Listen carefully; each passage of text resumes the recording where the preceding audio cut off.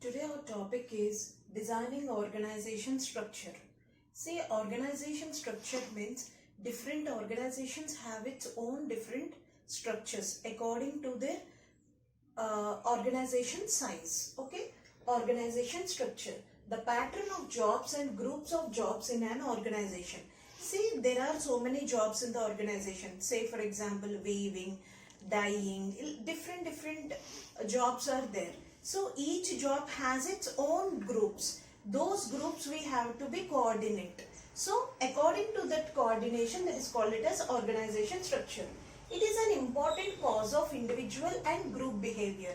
See, individual has its own behavior and group has its own behavior.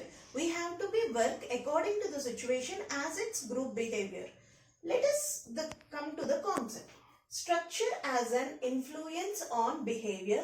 Structure as recurring activity. Definitely, it's a recurring activity. Why? Because the organization structure has its own recurring activity. See, if the dyeing process is one activity, there is another activity. This is the part 1. I will explain through chart in the part 2. Okay, you will be better understand. Okay, next.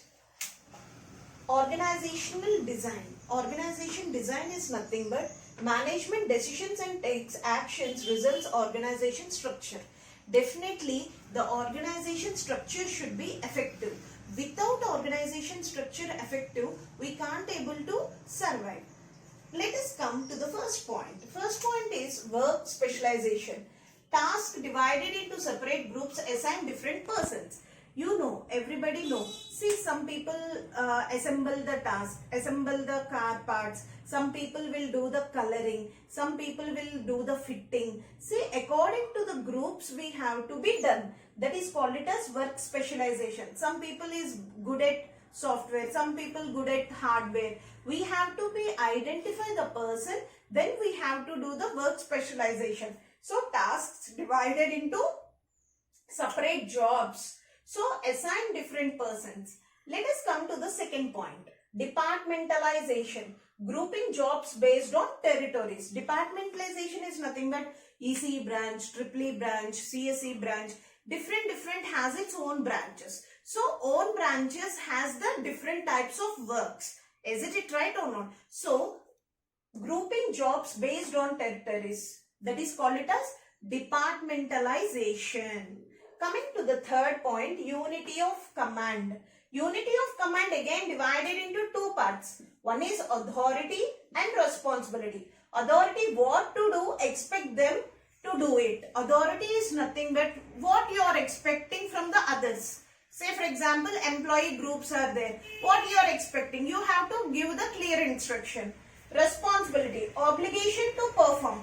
Responsibility means that particular task of work you have to be work in a systematic manner. That is called it as responsibility. Unity of command. Unity of command is nothing but only one boss. I should not have too many bosses. I have to give the work completion report to the only one boss, not too many bosses. That is called it as unity of command.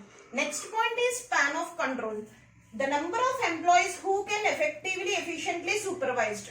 Since so many employees are there who are working in an efficient and effective manner, we have to be pick those persons. That is called it as span of control. Centralization. Centralization and decentralization.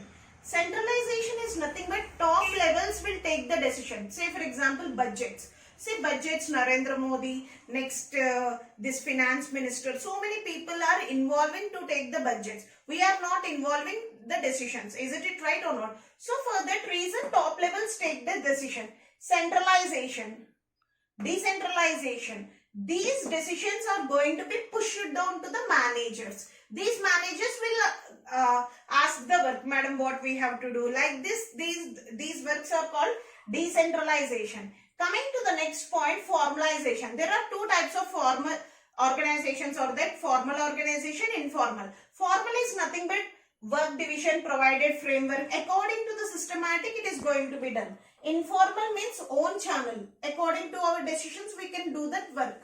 These are the overall 6 elements. Okay. I will in the next part I will be explained through graphs. Okay. Next, coming to the importance.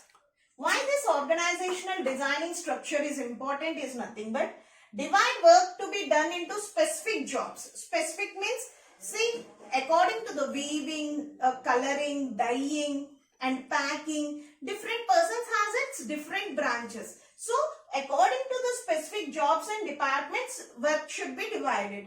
Assign tasks and responsibilities assigned with the associated with individual jobs.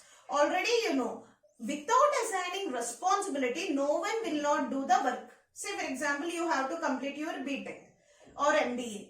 This kind of responsibility your parent have to give. Then only you will complete your task. Like that, employees also, we have to be complete our task. Coordinate diverse organization task. Definitely, organization has the big task. These tasks are divided into, again, some groups. Cluster jobs into units. You know, see now Jagan what he is doing in the for volunteers 50-50 houses. It's a cluster. He is dividing the work. Okay. Next, Sachivalayam. He is also dividing the job. So each in job we will get the correct data. Establish relationships among the individual groups and departments. Definitely there are so many groups and departments. Postal department, railway department, municipal department. See, different departments has its own criteria works. Establish formal lines to authority. Definitely lines is nothing but there should be a correct angles. Then only we can be give the information to the particular person. These are the overall concept of the designing the organization structure. Thank you.